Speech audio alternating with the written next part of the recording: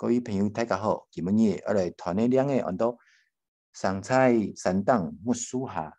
一年四季莫开花，越嫩越好食，越老越莫泡。上菜山当木树下，一年四季莫开花，越嫩越好食，越老越莫泡。也咪叫我谈一种食的菜哈，一种食的菜。看一下答案，答案那木米没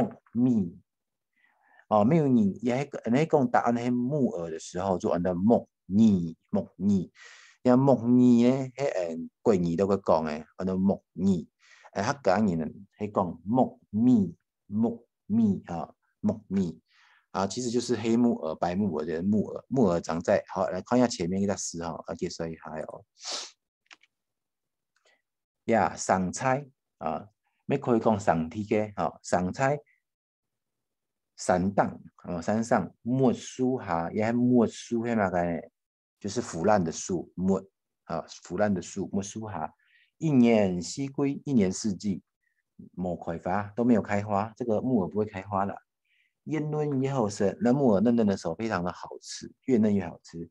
越老越冇泡。那木耳到老的时候，它老的其实也不会有渣渣就很特别哈。就今日人讲诶，